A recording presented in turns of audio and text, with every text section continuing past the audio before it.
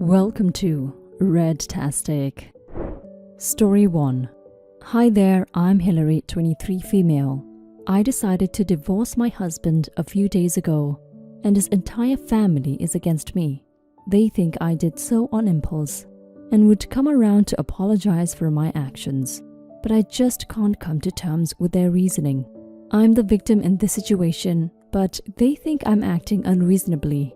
Noah, 26 male, is my husband, and we have been married for 1.5 years now, but have known each other for almost 4 years.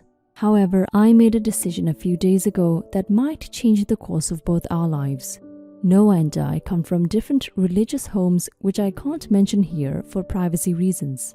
However, we respected and set boundaries in this regard and never let our beliefs affect our marriage in any way. I'm a fashion designer and the founder of a small clothing brand. My designs are a unique combination of ancient and modern costume styles. I'm a high school dropout. My mom and dad divorced when I was 10, and that was the end for me.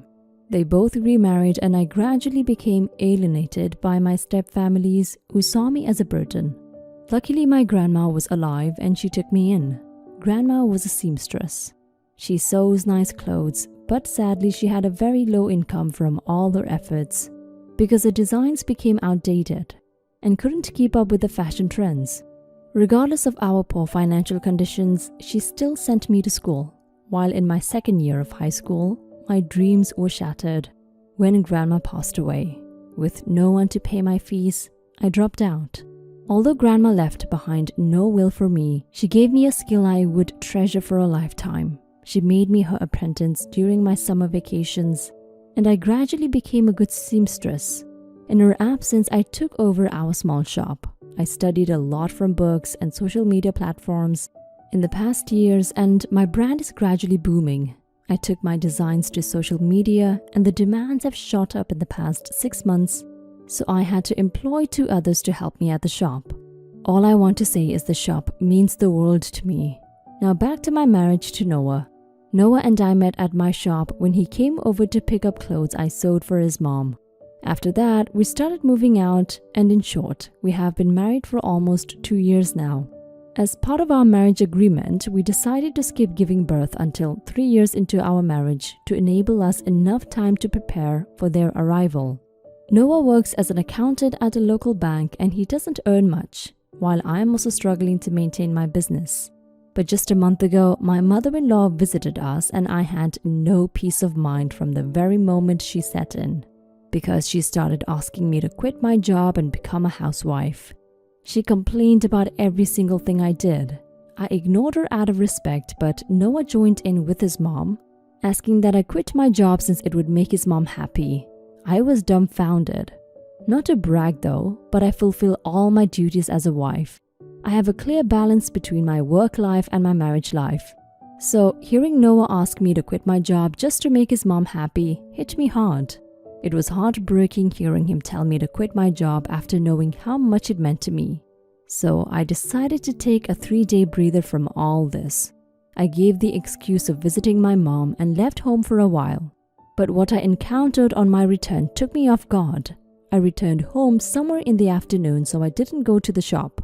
Noah was off to work and his annoying mom also left back to their family house. I was enjoying some noodles I prepared when I heard a knock on the door. I was wondering who it could be as I wasn't expecting any visitors. When I got there, it turned out to be a mom and a disabled daughter about 2 or 3 years old. She called herself Leela. Leela said she was Noah's ex-girlfriend, whom he knocked up years ago but abandoned her after he found out that she gave birth to a special needs kid.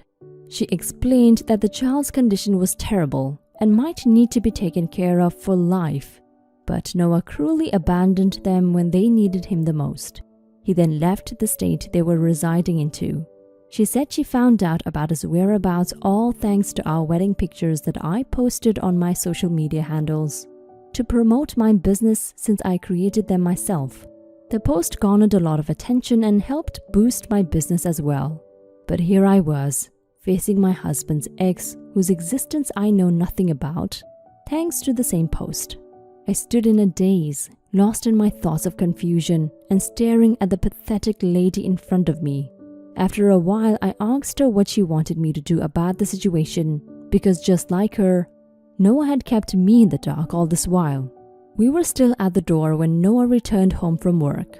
I thought he would at least show some remorse and give me some heartfelt explanation, but how wrong I was. Noah just walked past both of us as though Leela was a stranger to him. Before I could react, Leela just walked past me into the room as well.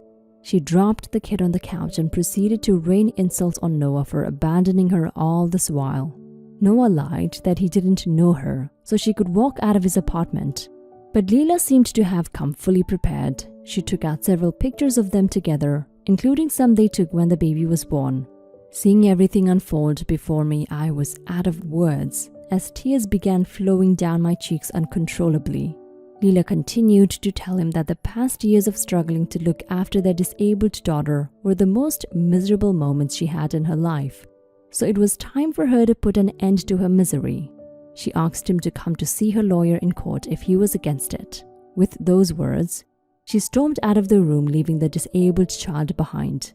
Left alone with Noah, I asked him all the questions I wanted to, ever since Leela appeared at our doorstep. But his actions were otherwise unexpected.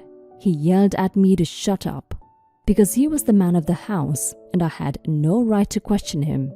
I asked him what we were going to do with the child, and he said that it was my business to settle as his wife, so I should quit my job effective from that day and resume my duties as a housewife. This wasn't the kind of life I wanted, so why should I bear the brunt of his past actions? Why should I quit my job for a kid whose existence I knew absolutely nothing about? I gathered enough courage and told him that I had enough, so I wanted a divorce. Immediately as the words escaped my lips, Noah gave me a slap. For the first time in our marriage, he raised his hands on me just because of this. I packed my stuff that night and left the house. I am currently staying at my friend's house and trying to figure out the way forward. My mother-in-law called me yesterday asking that I come and apologize to Noah for my rash actions. I blatantly told her that there was nothing to apologize about. Since they can't see that I'm the victim in this case, then I would proceed to divorce him. Some other family members had also called telling me how in their culture it was taboo for a woman to disobey her husband. But I simply said, to hell with their culture. Honestly, I understand that the child in question is innocent, but there is nothing I can do about that. I can't compromise my entire future to become her lifetime caregiver. As for Noah, I have blacklisted his contact for the time being. I'll keep you all updated on any changes. Update. Noah came over to my shop to threaten and dissuade me from divorcing him. He was drunk and not in his right senses. It was such an awful scene as he tried to force me home at all costs. I refused and he resorted to violence, saying I must come with him to fulfill my duties. He was acting like some sort of lunatic. Luckily, my friend called the cops who came to my aid just in time to salvage the situation. 2 days ago, we went to court to begin the divorce proceedings. I heard Noah's mom had moved in with him to take care of his disabled child. As for Leela, she just seemed to have vanished into thin air. Noah can't find her no matter what. If you ask me, I'll say Noah brought all this upon himself, and I'm glad I never had kids with an irresponsible man like him. For my way forward, I just want to focus on myself and my career. You're not the a-hole, OP, and you made the right decision to leave and divorce Noah. He sounds like the worst kind of man to be married to. He had sex with the mother of his child and ran away, and now that she's back, he and his family want you to be responsible for his past actions because you're married to him. He and his family are a-holes. I'm glad you don't have a child with him yet because he would have probably made a bad father too. Good luck with your divorce proceedings. Divorce him and don't look back. You dodged a huge bullet. Good luck on your career. Story 2. My wife and I bought a 4-bedroom house in PA that my son lives in. Our son went to college in PA and wanted to stay in the area. So we bought the house as a second home. We live in NJ and commute into Manhattan for work. We figured that he would have a place to live and we could visit every so often and spend some quality time together. We pay the taxes and service and maintenance on the house. Our son pays for his groceries and the house utilities. All was going well for a few years. Our son meets a girl and they get serious. We met her and she seems nice enough. They announce their engagement and she moves into the house with our son. Now for the problem, the wedding. We held a little get-to-know-you barbecue at the PA house. My son and daughter are there, as are our son's fiancée and her parents and sisters. We all seem to be getting along well. My wife and daughter and the fiancée go into the house along with her mother and sisters and my son. A few minutes later, my wife and daughter come out and are really upset. They come over and tell me we're leaving and driving back to NJ. I try to find out what happened. Once we got back to NJ and they calmed down, they told me that our son and his fiancée along with her family don't want us at the wedding. According to what I was told, we're not their kind of people. I was livid. I called my son and asked him what the hell this was about. He tells me that her family feels that we are not good enough and will embarrass them at her family wedding, and that we are all uninvited from the wedding. I let a week go by to calm myself down and drive back to the PA house. The new future in-laws are in the house along with the fiancé. It appears that they all moved into the house. They ask me why I'm there. I tell them that since we aren't invited to the wedding, I was coming over to talk to my son. They tell me to leave their house.